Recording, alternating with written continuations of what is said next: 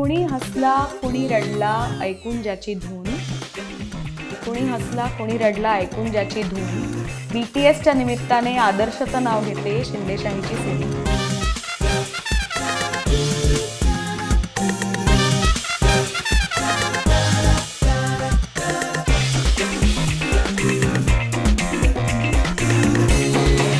Hello, आसोवा presents BTS म्हणजेच behind the success अर्थात तिची गोष्ट मध्ये आजच्या भागात तुमचं स्वागत आहे. आज आपल्याकडे जी मैत्रीण आलेली आहे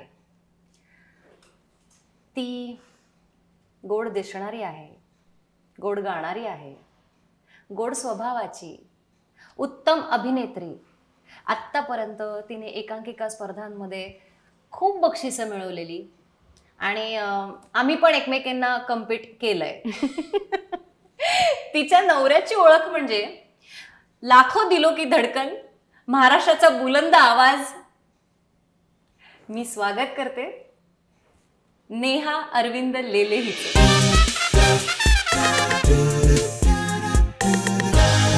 हाय नेहा. हाय.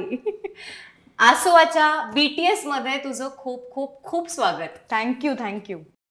नेहा आदर्श शिंदे च्या आधीची नेहा अरविंद लेले कशी होती?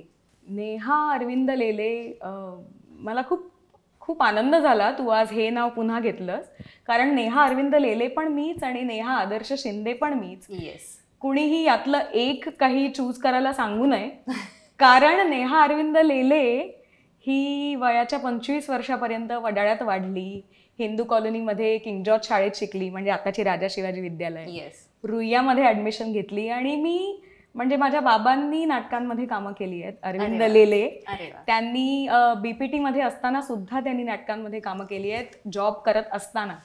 त्यामुळे नाटक आणि गाणं हे कधी माझ्या घरासाठी नवीन नव्हतं आणि लहानपणापासून त्यांनी ही आवड आमच्यात, म्हणजे मी आणि माझी मोठी बहीण दीप्ती, आमच्या दोघींमध्ये पण त्यांनी ही आवड अगदी जोपासली.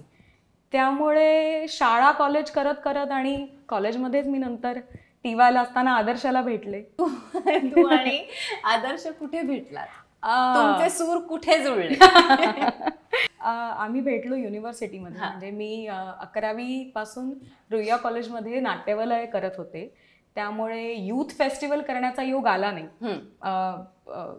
FY SY TY ला असताना मला का कोणास ठाऊक मला असं वाटलं की आता नाट्यवलय करण्यापेक्षा आपण हे वर्ष, शेवटचं वर्ष आपल्या कॉलेजचं, आपण गाणं करूया. आणि मी युथ फेस्टला FY मध्ये असल्यापासून वेस्टर्न म्युझिकसाठी बक्षिसं जिंकत होते युनिव्हर्सिटीला. तर मी ठरवलं की यावर्षी आपण गाणं करायचं आणि युनिव्हर्सिटी युथ फेस्ट स्टेट, झोनल्स आणि नॅशनल्स लेवललाही जायचं. तर त्यामुळे त्या वर्षी आम्ही भेटलो युनिव्हर्सिटीत, बिकॉज ते वर्ष आदर्शचंही शेवटचं वर्ष होतं आणि तोही पार्टिसिपेट करत होता. तो भवन्स कॉलेजचा आहे आणि मी रुईयाची आहे, त्यामुळे आमची कॉलेजची ओळख ही झाली युनिव्हर्सिटीत. ओके. गाण्यामुळे. त्यामुळे खऱ्या अर्थाने तुझे म्हणालीस सूर कुठे, तर खरंच सूर जुळले आणि आम्ही भेटलो. पण कोणी कोणाला प्रपोज केलं काय? प्रपोज ऍक्च्युली कुणीच कोणाला केलं नाही. म्हणजे मला नाही आठवत. आम्ही ना ऍक्च्युली गंमत आहे, आम्ही एका रूममध्ये असताना सुद्धा एकमेकांना मेसेज पाठवून बोलायचो. तर आम्ही झोनल्स लेवल जिंकून मुंबई युनिव्हर्सिटी व्हिक्टोरियस आणि आम्ही परत येत होतो आणि त्यावेळी आमचं असं ठरलं की भेटूया. आणि मग आम्ही भेटलो आणि दोघेच भेटलो आणि मग तेव्हापासून असं नकळत आम्ही भेटायला लागलो, कारण अशा युनिव्हर्सिटीच्या रिहर्सल्स मधनं ग्रुपमध्ये नेहमीच भेटी व्हायच्या. पण आम्ही दोघेच कुणीही न ठरवता ऑर्गॅनिकली आम्ही भेटायला लागलो. आणि मग ज्यावेळी वाटलं की नाही, वी आर व्हेरी क्लोज आणि आपण आपल्या आई वडिलांना सांगायला पाहिजे, कारण प्रपोज करण्याआधी मला असं वाटतं त्यालाही आणि मलाही आई वडिलांना सांगण्याची फार इच्छा होती की आम्ही एकमेकांना फार आवडतोय आणि आमचा हा खूप सिरियसली विचार आहे की हे पुढे न्यायला हवं. तर ऍक्च्युली त्याने माझ्या आई वडिलांना प्रपोज केलं आणि मी त्याच्या आई वडिलांना प्रपोज. किती छान. शिंदे घराण्याची ख्याती, शिंदे घराण्याचं वलय जगप्रसिद्ध आहे आणि या घरात सून म्हणून जाताना तुला काय वाटलं, तुझा काय अनुभव होता? फारच सुरळीत झाला हा अनुभव माझा आणि खूप खूप सहज शक्य झाली ही गोष्ट. फार चांगला प्रश्न विचारलास, कारण म्हणावं तर त्या गोष्टीचं फार दडपणही आलं असतं माझ्यावरती की मी आज एका एवढ्या मोठ्या घराण्यात सून म्हणून जाणार आहे, त्या घराचा भाग होणार आहे. आणि आदर्श आणि मी तर बरीच वर्ष, म्हणजे 5 वर्ष आम्ही एकमेकांना ओळखत होतो, पण आता लग्न होणार आहे तर या जगप्रसिद्ध घराण्याचा एक भाग म्हणून, घराण्याची मेंबर म्हणून माझ्याकडे बघितलं जाणार. तर म्हटलं तर याचं दडपण सहज येऊ शकलं असतं, पण ते आलं नाही. कारण आदर्शच्या आई म्हणजे मम्मी, आम्ही त्यांना सगळे मम्मी म्हणतो, मी पहिल्याच दिवशी मला आठवते आम्ही ज्यावेळी भेटायला गेले होते त्यांच्याकडे, तर त्या मला अशा किचनमध्ये घेऊन गेल्या आणि त्याने माझा असा घट्ट हात पकडला आणि त्या मला म्हणाल्या की जी गोष्ट प्रेमाने सुरू केली आहे त्याचा शेवट प्रेमाने करा आणि वेलकम. म्हणजे त्यांनी माझं इतकं वॉर्म वेलकम केलं घरामध्ये की मला काहीच म्हणजे त्याचं दडपण आलं नाही.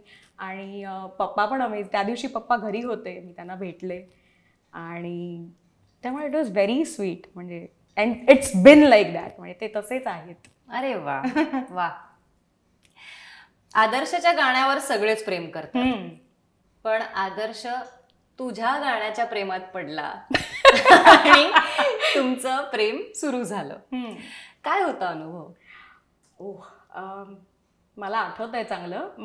यूथ फेस्टिवलला ज्या वर्षाबद्दल मी उल्लेख केला ना, त्या वर्षी आम्ही एक ग्रुप सॉन्ग करत होतो आणि मी आजारी होते प्रचंड.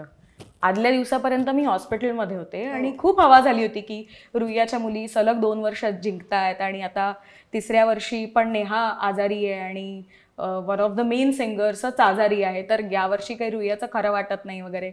कॉलेज लेवलला जी आपली चढावड चालू असते, हवा असते, जस्ट लाईक दॅट. त्यामुळे मला आठवत आहे की त्या परफॉर्मन्सच्या वेळेला मी लिटरली सकाळी बसून आत्तापर्यंत जे दुसरं गाणं मुली शिकत आल्या आहेत, इतके दिवस तालीम करत आल्या आहेत, ते गाणं मी अचानक शिकले.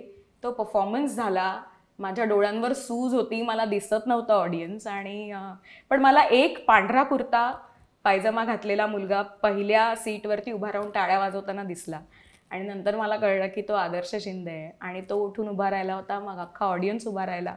त्या वर्षी आम्ही जिंकलो आणि आदर्श त्याच्या कॉलेजकडनं त्यावर्षी डिरेक्शन करत होता, म्युझिक डिरेक्शन, आणि त्यामुळे त्याच्याकडनंही मिळालेली कॉम्प्लिमेंट खूप मोठी होती आणि ही गोष्ट मला नंतर कळली. वा. रुईया हा शब्द तुझ्यासाठी पुरेसा आहे.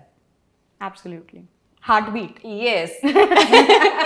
रुईया बद्दल सांग. तुझ्या रुईया कॉलेज रुईया हे एवढं आजही कानात घुमतं ना. मी जो थिएटर्स मध्ये कल्ला करायचो, रुईया सोबतचा अनुभव माझा अमेझिंग आहे. म्हणजे प्रत्येक दिवस त्या कॉलेजमधला मी अजूनही गोड आठवणी आहेत त्या कॉलेजच्या आणि ते शक्य होऊ शकत नाही. कॉलेज किंवा कुठलीही इन्स्टिट्यूट, संस्था ही तिथल्या माणसांनी बनते. करेक्ट. आणि रुईयाने माणसं जपली आहेत, रुईयाने कलाकार जपले आहेत वर्षानुवर्ष आणि तिथल्या प्रोफेसर्सनी चांगल्या कलाकारांची कायम कदर केली आहे. त्यामुळे त्याबद्दल मला प्रचंड आदर आहे आणि आम्ही अभिमानाने सांगतो की आमचे लाड केले जायचे कॉलेजमध्ये कलाकारांचे.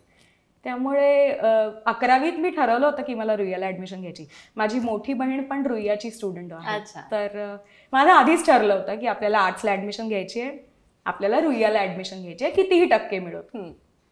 मी दुसऱ्या कुठल्या कॉलेजचा फॉर्मही भरला नव्हता, मी फक्त रुईयाचा फॉर्म भरला होता. आणि मी आणि माझे बाबा पावसात एवढ्या पाण्यात रुईया कॉलेजला जाऊन फॉर्म देऊन आलो. कळलं की लिस्टला आपलं पहिलंच नाव आहे. इंटरव्ह्यूला गेलो आणि म्हणजे ती 5 वर्ष अशीच ब्रिझिली गेली रुईयाची. अमेझिंग वर्ष. गाण्याचं पॅशन सांभाळताना अंतराला कसा वेळ देतेस? आता ना अंतराच गाऊ लागली आहे.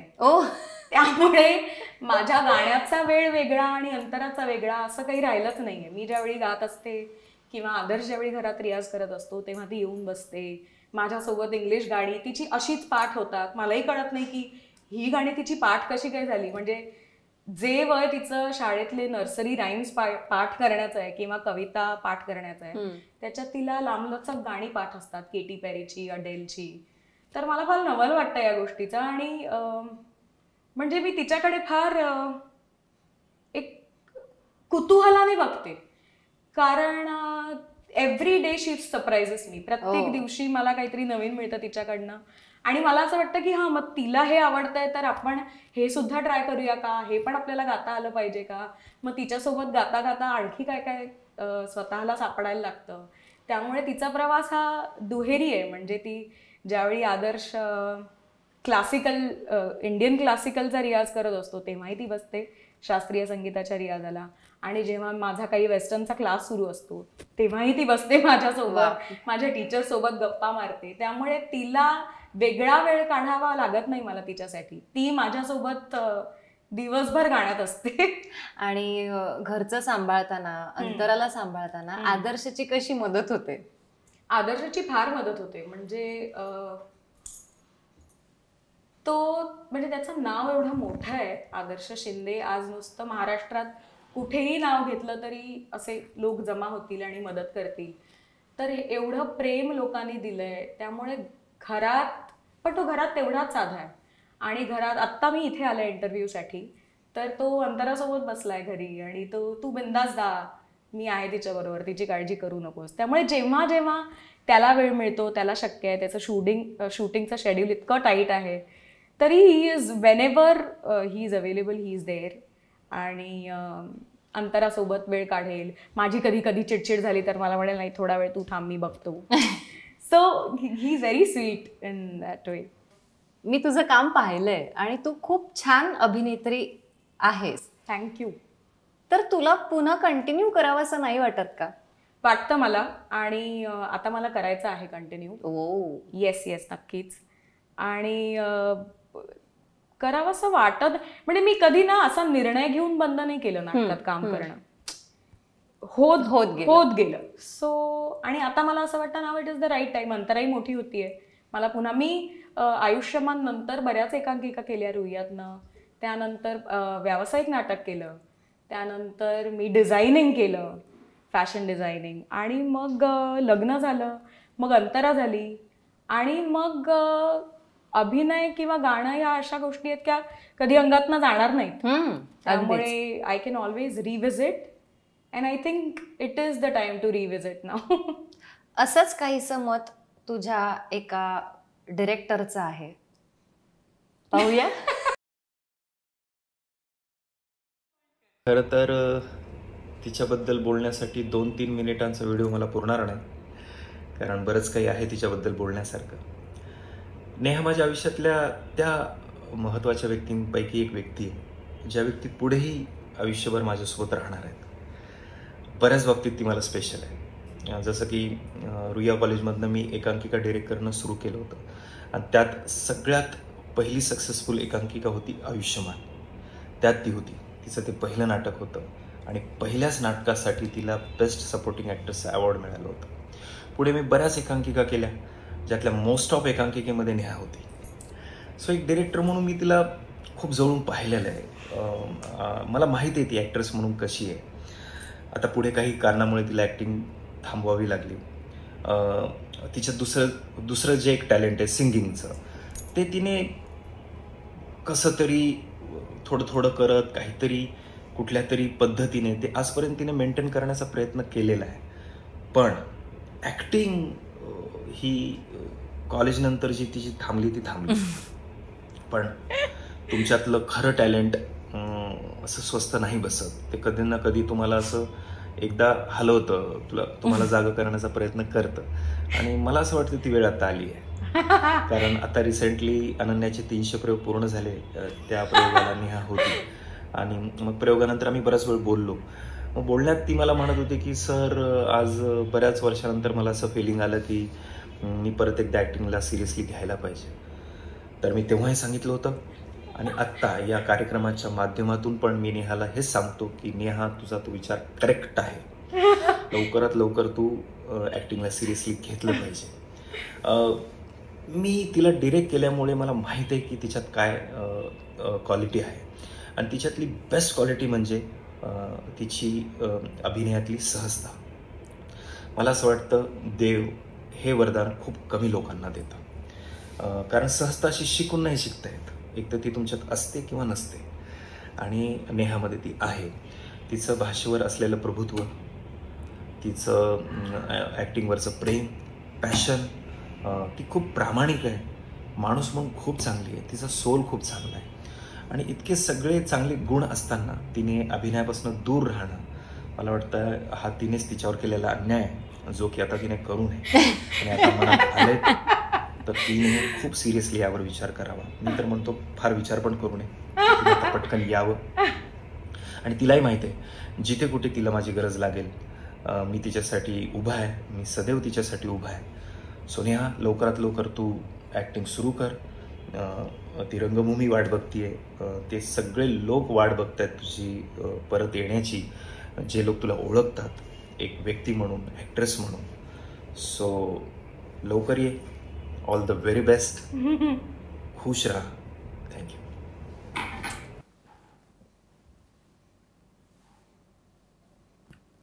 कसं वाटतंय? थँक्यू. मी एवढंच म्हणू शकते, कारण त्यांनी सांगितलं आता की त्यांनी माझी पहिली एकांकिका डिरेक्ट केली. आणि प्रताप सर हे फक्त माझ्या पहिल्या एकांकिकेचे डिरेक्टर नाही आहेत.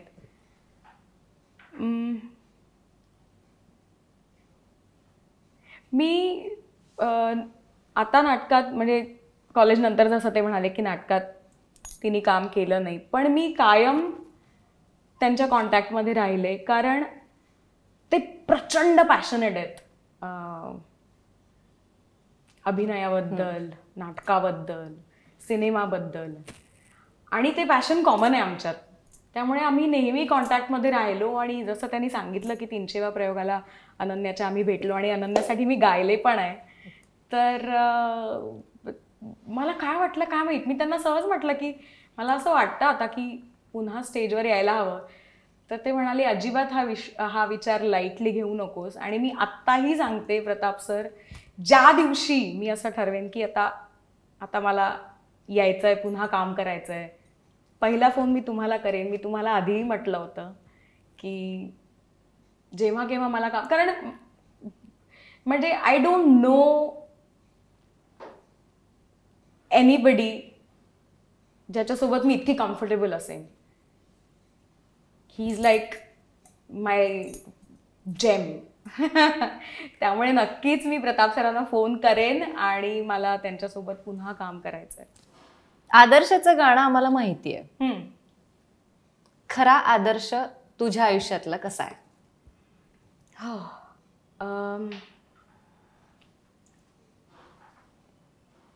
माझ्या आयुष्यातला आदर्श हा गाणी गायल्यानंतर शब्द विसरणारा आणि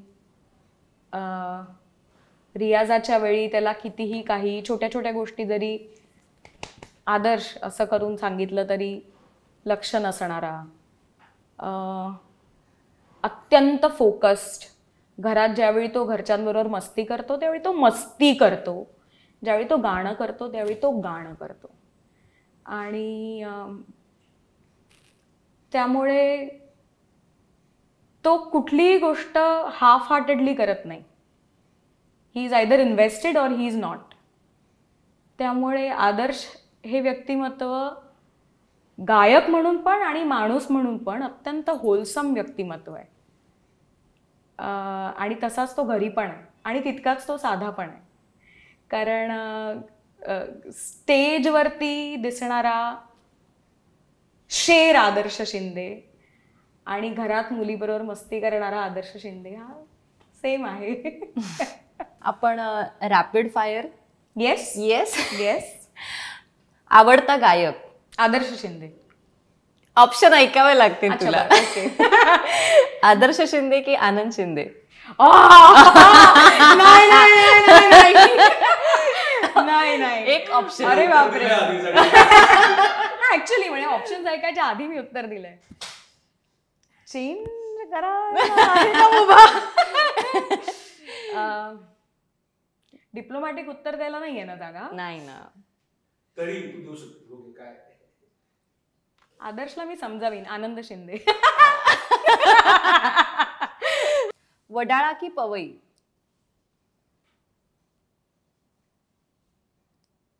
शांत झोप हवी असेल तर वडाळा.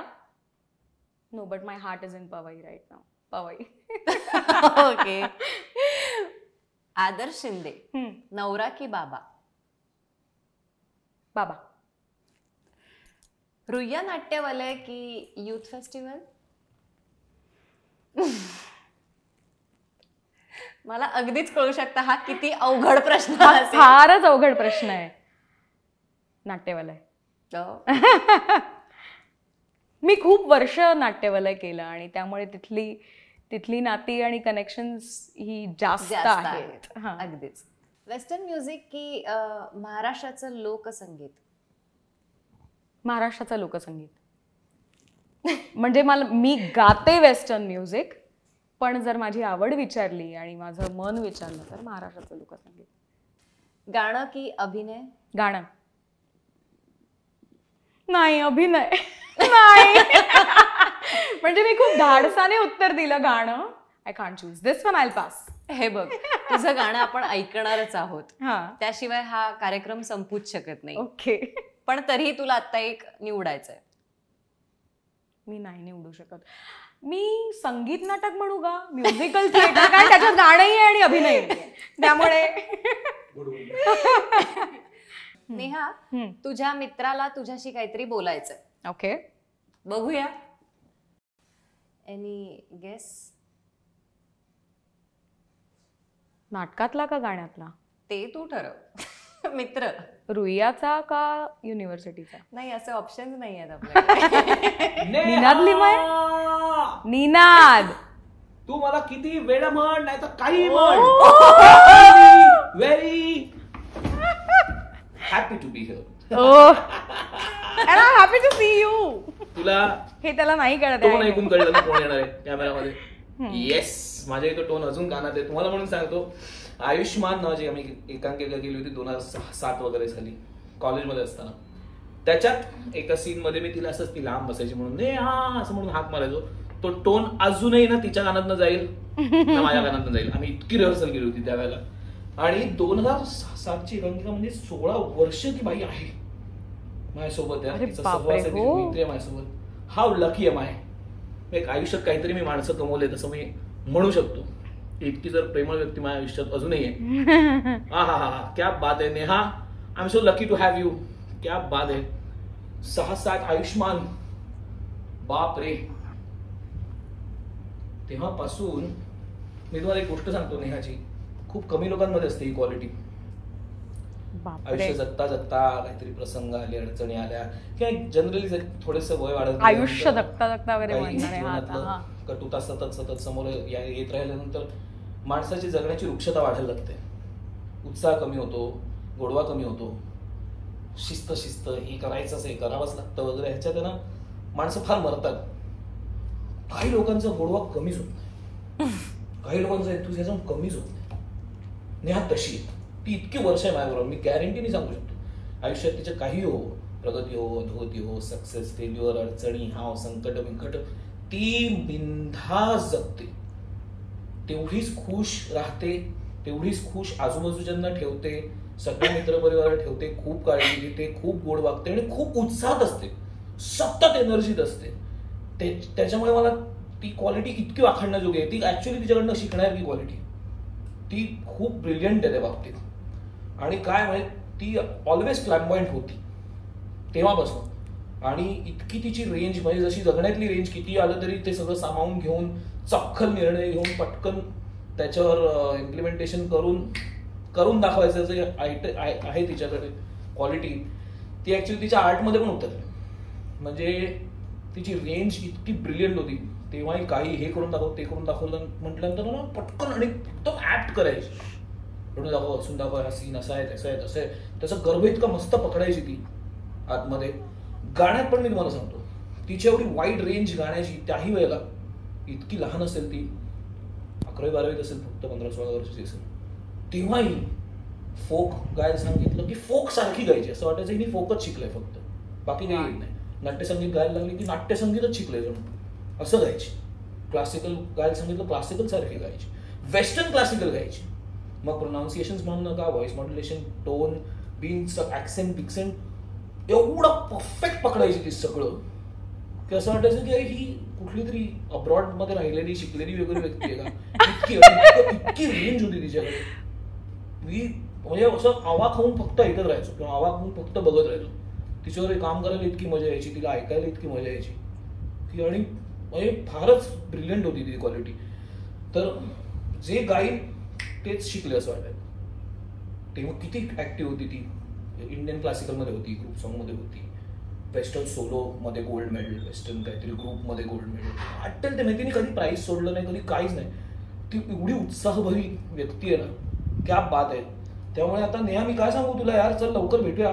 आणि बरेच वर्षात आपण परत ऍक्टिंग नाही केली यार, ऍक्टिंग करूया, चल या आता परत रिहर्सलला करूया. आणि नंतर परत असे अजून एक उच्चार म्हणजे हा अजून एक तोंड सीन जे वर्षानंतर पण कानावर पडले तरी खाटकन सगळ्या परत करूया एकत्र मिळून, है ना.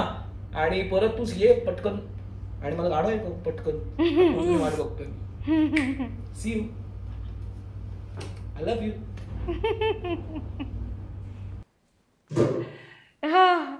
मी नीनासोबत म्हणजे ज्या एकांकिकेचा उल्लेख झाला आयुष्यमान, त्याच्यात तो हिरो होता आणि तो स्वतः ब्रिलियंट ऍक्टर आहे. आणि तो ज्या एनर्जी बद्दल बोलतोय ना की मी सतत पॉझिटिव्ह असते, आणि तो स्वतः पण तसा आहे. आणि I can bounce of his energy. तो कायम या टोनवर असतो. त्यामुळे खूप धमाल यायची त्याच्याबरोबर काम करायला, आणि त्याच्याबरोबर पुन्हा काम करायला मला मजा येईल. आणि खरंच म्हणजे आता तो सांगतोय तर मला असं वाटतंय 16 वर्ष झाली आम्ही ओळखतो एकमेकांना, आम्ही मित्र आहोत. आणि ती हाक अजूनही येस माझ्या कानात आहे अजून पण. तो जोरात हाक मारायचा आणि धमाल येते त्याच्याबरोबर काम करायला, आणि पुन्हा करायला आवडेल मला त्याच्याबरोबर काम. आज खूप बरं वाटतंय. म्हणजे प्रताप सर असतील किंवा निनाद असेल, स्वतःचं कौतुक कधीतरी ऐकायला मजा येते इतक्या वर्षांनी. कुठला क्षण रिवाइंड करावा असं वाटतो? माझं लग्न, म्हणजे आमचं लग्न. कारण माझं कधी असं स्वप्न नव्हतं की असं खूप मोठं बिग फॅट इंडियन वेडिंग असावं किंवा असं काही. पण तसं झालं ते. आणि 5 दिवस होतं, काही ना काही सुरू होतं. आणि त्याच्यात मला असं वाटलं की ते दिवस असे खूप भुरकन निघून गेले. आता फोटोज बघताना असं होतं की अरे हे पुन्हा इथे पुन्हा मला मजा करायची, इथे मला पुन्हा नाचायचं, इथे पुन्हा गायचं, एन्जॉय करायचंच राहून गेलंय. नाही, राहून नाही गेलं. मी तेव्हाही प्रचंड एन्जॉय केलं, पण ते मला पुन्हा करायला आवडेल पण ते शक्य नाही. आणि म्हणजे लग्नाच्या दिवशी इतके लोक आले होते की आजही कधी कधी भेटतात तर अरे आपण लग्नाला भेटलो होतो. तर मला खरंच मनापासून असं होतं की मला आठवत नाही काही लोकांना भेटलेलं. इतके त्या दिवशी लोक होते की मला आणखी 4 हात द्या, आणखी 4 डोळे द्या की मी सगळ्यांना मिठ्या मारेन, सगळ्यांना भेटेन सगळ्यांची, आणि मी हे सगळं माझ्या मेमरी कार्ड मध्ये सेव्ह करून. नेहा, आनंद शिंदे, आदर्श शिंदे ह्यांचा एक स्वतःचा बाज आहे गाण्याचा, बरोबर? आणि तुझी एक वेगळी स्टाईल आहे, तुझं एक वेगळं गाणं आहे, तर त्याबद्दल कसं सांगशील? माझ्या गाण्याच्या बाजाचा तू उल्लेख केलास तर मला वाटतं तू वेस्टर्न म्युझिक बद्दल उल्लेख करत असावीस. कारण मी युनिव्हर्सिटीत असताना वेस्टर्न ट्राय केलं म्हणूया आपण. कारण मी शिकले भारतीय शास्त्रीय संगीत. 8-10 वर्ष शाळेत असताना मी दसकर आमचे सर होते दादरला, त्यांच्याकडे मी शिकत होते. आणि कॉलेजमध्ये अचानक काय माहिती यूथ फेस्टचं एक दिवस सुरू होतं ऑडिशन्स, आणि वेस्टर्नबद्दल चर्चा सुरू होती की यावर्षी वेस्टर्न म्युझिकला कोणाची एंट्री पाठवायची. आणि मला आठवतंय मी चुडीदार घातला होता, मी पंजाबी ड्रेसमध्ये होते, आणि मी ठरवलं की चला आपण ही ऑडिशन देऊ. आणि मला फार मजा आली. आणि मग मी दरवर्षी केलं, जिंकतही गेले, त्याच्यात आणखी रुची निर्माण झाली. मग मला असं झालं की नाही, आपण हे सिरियसली घ्यायला पाहिजे आणि हे शिकायला हवं. तर मग नंतर मला आदर्शाने मदत केली त्याच्यात. जेनिफर डिसूजा म्हणून आता माझे व्होकल ट्रेनर आहेत, त्यांच्याकडे मी आजही त्यांच्यासोबत रिहर्स करते, रियाज करते. त्या रियाजाला अंतराही बसलेली असते. आणि आदर्शाचे मोठे भाऊ हर्षद दादा, त्यांचा मुलगा आल्हाद, तुम्ही त्याला बघितलं असेल इंस्टाग्रामवरती वगैरे, तो पियानोही उत्तम वाजवतो. तर त्यामुळे घरात आमचा गिव्ह अँड टेक रियाज सुरू असतो. म्हणजे अंतरा काहीतरी नवीन गाणं ऐकते वेस्टर्न, ते माझ्या कानावर पडतं, मग आल्हाद काहीतरी ऐकतो, मग तो मला विचारतो मी आणखी काय ऐकायला पाहिजे, मग मी त्याला काही आर्टिस्ट सुचवते, तो मला नवीन गाणी आणखी माहीत करून देतो. आम्ही काही एकत्र व्हिडिओज पण केले इंस्टाग्रामवरती, कारण तो फार सुंदर पियानो वाजवतो आणि त्याला क्लासिक्समध्ये फार इंटरेस्ट आहे, मोझार्ट आणि बेथोवन, आणि त्यामुळे त्याचे प्रश्न फार कुतूहलाचे आणि छान असतात. आणि आमचा मग तो मिळून मिसळून रियाज होतो. म्हणजे जो माझा जेनिफर सोबत होतो तो एक सिरियस रियाज झाला, पण ही पण एक ऑनगोईंग प्रोसेस आहे. जे मला वाटतं शिंदे घराण्यात असल्याचा फायदा आहे की ते घरातच गाणं आहे, त्यामुळे ते एक्झॅक्टली, त्यामुळे ते वेस्टर्न असो, लोकसंगीत असो, चित्रपटातलं प्लेबॅक असो, घरात गाणं आहे मुळात. त्यामुळे खूप पोषक वातावरण आहे आणि मजा येते. नक्कीच. आणि मला आणखी एक सांगायला आवडेल, फार कमी लोकांना माहीत असेल, म्हणजे जसं मी अभिनय करते याचा उल्लेख तू केलास, आज इतक्या आठवणी मला गोळा करून दिल्यास, तसा आदर्श वेस्टर्न गातो हे किती लोकांना माहीत आहे. युनिव्हर्सिटीमध्ये वेस्टर्न ग्रुप सॉन्गमध्ये आदर्श गायचा आणि उत्तम गायचा. तर त्यामुळे ती बाजू फार माहीत नाहीये लोकांना, पण त्यालाही आवड आहे. त्याचा संगीताचा कान एवढा तयार आहे की तो सगळं ऐकतो जगातलं. त्यामुळे वेस्टर्नची आवड त्याला पण आहे, हे फार कमी लोकांना माहीत आहे. नेहा, आतापर्यंत तू जे शिकलीस आणि जे करत आलीस त्या व्यतिरिक्त ह्यापुढे काहीतरी करायचं राहिलंय आणि काही स्वप्न आहेत आणि ती पूर्ण करायची आहेत, काय सांगशील त्याबद्दल? मला म्युझिकल थिएटर करायचं आहे. येस. आणि मला म्हणजे हा विचार माझा पक्का आहे की मला म्युझिकल थिएटर करायचं आहे नक्कीच. मी रिसेंटली आम्ही जेनिफर डिसूजा, मी उल्लेख केला माझ्या व्होकल कोच, त्यांच्यासोबत आम्ही एक स्टेलार नावाचं एक एडिशन करतो, ज्याचे आत्तापर्यंत 6 प्रयोग झाले वेगवेगळ्या ठिकाणी. आणि त्या निमित्ताने मी एक सॅरा ब्रेलिस म्हणून आर्टिस्ट आहे, जिचं नाटक आहे, त्यातलं एक गाणं परफॉर्म करण्याचा योग आला या स्टेलार पॉप. म्हणजे आम्ही वेगवेगळे जॉनरा घेतो आणि त्याचे शोज होतात. तर त्याच्यामध्ये मी एक गाणं केलं होतं, शी यूज टू बी माईन नावाचं, आणि द वेट्रेस नाटकातलं. आणि तेव्हापासून माझ्या डोक्यात तो किडा आहे की मला म्युझिकल थिएटर करायचं आहे. वा, खूप खूप खूप शुभेच्छा तुला. Thank you so much. सगळी स्वप्न पूर्ण होत. आणि थँक्यू तू इथे आलीस आणि आम्हाला वेळ दिलास आणि आमच्यासोबत गप्पा मारल्या. आणि थँक्यू आदर्श, तू अंतराला सांभाळतोयस म्हणून आज नेहा आमच्याशी गप्पा मारू शकलीये. एकटा आदर्श नाही हा, मम्मी कायम अंतरासोबत रॉक सॉलिड आहेत त्या. म्हणजे मी आणि आदर्श दोघेही जर कामात असू तर मम्मी जर घरात आहेत तर आम्हाला काही टेन्शन नसतं. वा. नेहा, तुझ्यासाठी काही गिफ्ट्स आहेत आपल्याकडे आणि आय होप तुला ते आवडतील. नक्की. गमता ऑर्गॅनिक एसेन्स कडून ऑर्गॅनिक अगरबत्ती. थँक्यू. नाईस.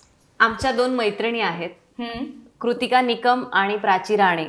ह्या दोघींचं प्रकृती नावाचा ब्रँड आहे. अरे वा. आणि त्यांच्याकडून तुला एक छोटीशी भेट. थँक्यू. उघडून पहा. थँक्स कृतिका आणि प्राची. उघडून पहा. हे फार गोड आहे, फार छान आहे. आवडलं? खूप छान आहे.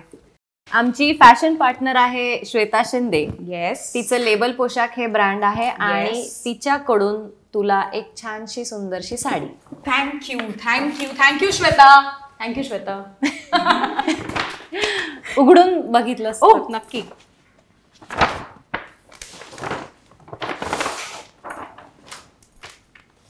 वाव,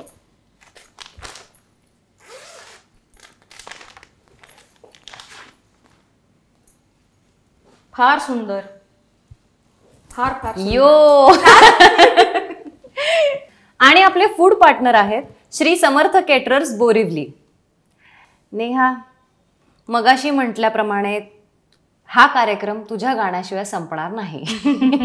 त्यामुळे होऊन जाऊ देत. आदर्शची बरीच गाणी मला आवडतात. नारवाची वाडी चित्रपटामध्ये त्याची 2 गाणी आहेत, गजाल खरी काय आणि शबाय शबाय. शबाय शबाय ऐकू? हो प्लीज. फाल्गुन फाल्गुन शिमगानी होळी, फाल्गुन फाल्गुन शिमगानी होळी, फुकाची चिंता जीवाला जाळी, फुकाची चिंता जीवाला जाळी, शिकार झाली बघा सावध आणि आपल्याच जाळ्यामध्ये गावला कोळी, शबय शबय बली शबय शबय, शबय शबय बली गे शबय. वा वा वा वा वा, खूप छान. थँक्यू. आता पटकन माझ्या तोंडी येतंय ते गाणं रोलिंग इन द डीप. चालेल? There's a fire starting in my heart, reaching a fever pitch and is bringing me out the dark. Finally, I can see you crystal clear. Go ahead and sell me out and I'll lay your ship bare. See how I leave with every piece of you. Don't underestimate the things that I will do. There's a fire starting in my heart, reaching a fever pitch and is bringing me out the dark. तुम्हाला आजचा episode आवडला असेल तर आम्हाला नक्की comment box मध्ये लिहून कळवा. लाईक करा आणि शेअर करा आणि आसोवाला सबस्क्राईब करा. आसोवा आपली सोशल वाहिनी. भेटूया आसोवा प्रेझेंट्स BTS म्हणजेच बिहाइंड द सक्सेस अर्थात तिची गोष्टच्या पुढच्या भागात एका नव्या मैत्रिणीसोबत तिची गोष्ट ऐकायला. You have my heart inside of your hands and you played it to the beat. क्या बात है. Thank you. आपली सोशल वाहिनी.